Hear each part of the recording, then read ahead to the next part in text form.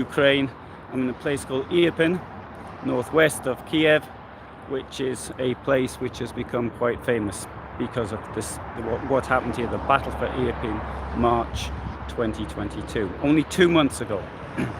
And what I'm going to show you here is a vehicle graveyard. Now this is obviously a live broadcast. My channel is about van life, and as it's about motorhomes, vehicles, okay, this is somewhat similar, but obviously I'm not going to discuss motorhomes or anything like that because of the nature of what I'm doing here. So you can save, I can save any questions about them to the next actual motorhome thing I'm going to do. What I'm going to do now is to turn the camera around, and I'm going to show you what happened here. So you can see we have these vehicles, all of them in various states of disrepair, some of them with a great deal of damage to them, and others which aren't too bad, which possibly, even in the case of this Golf, could even be repaired. And I haven't seen the other side yet, so I don't know. One thing I do want to show you though, or somebody there, I'll show you there, that one on the way back. As it's a live broadcast, please keep the comments clean, and not to say anything which makes it difficult for me. Now this place there was a battle here.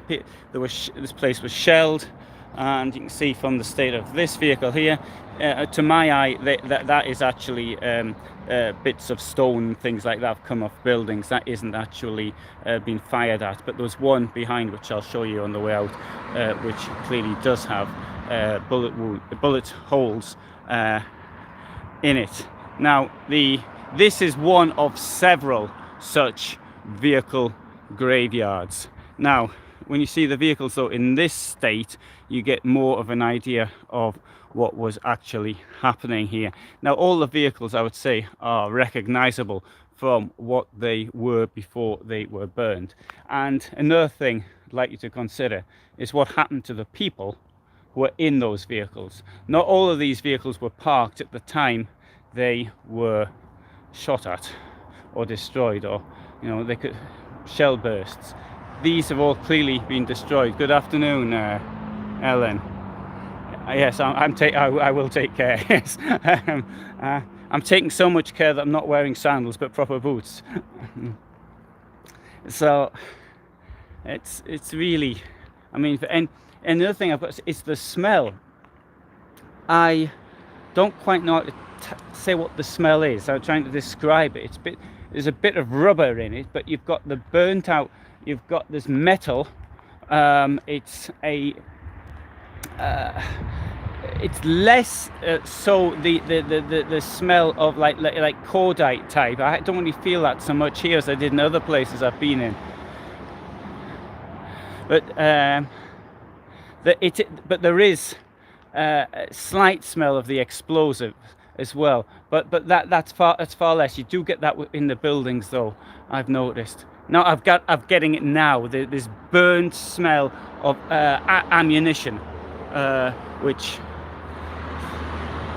when I say cordite, I don't know if it is cordite, but they have a smell which is similar to that.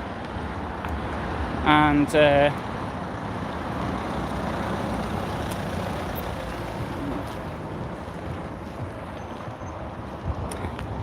it's, when you're walking around this town now, and it looks normal, what you'd expect on a Friday afternoon, almost on a Friday.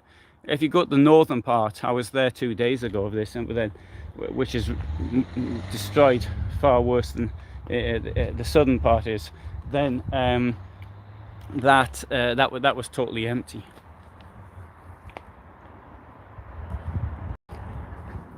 Now the question is, who's going to pay for all this? Well, I don't suppose Putin's going to pay for it all. But of course, the insurance companies won't pay for it either, because there is there's a clause looking at that war damage is not included. I'm presuming that this is a vehicle part.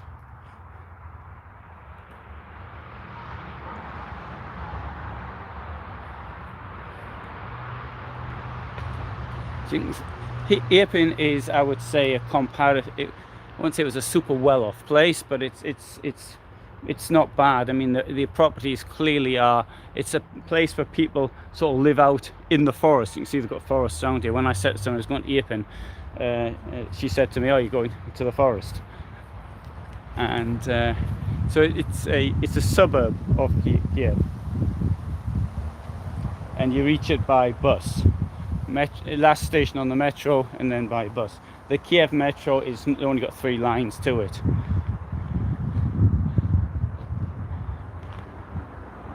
And I won't be walking inside.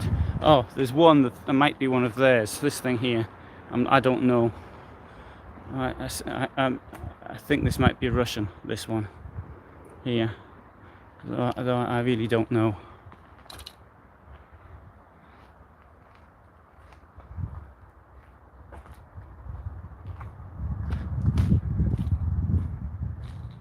The street I'm going to be staying here for a couple of days. I mean, the street I'm staying in, the first house has been destroyed. Then there's another house. Okay, then third. I'm in the third building, and there's a bomb crater outside, and it has damaged the wall.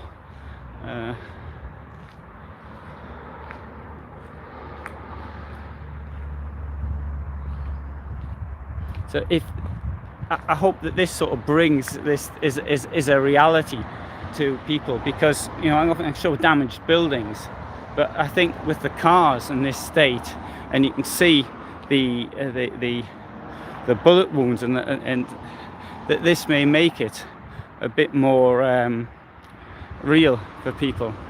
I don't know if this is even private or what it is. What's surprising is that it hasn't been scavenged for parts and the like.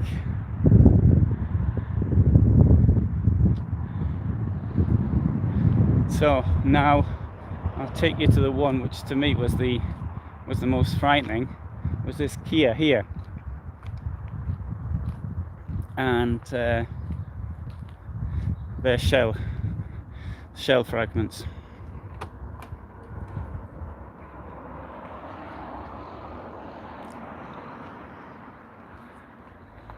So that is the reality of what's happening now in this country. And think of these cars, what they represent. I mean, people probably, many of these cars, people still have to pay for them. They bought them on credit. And anyway, so I hope you found that interesting. I'll be doing more sudden live broadcasts as and when I see something which I think is particularly interesting.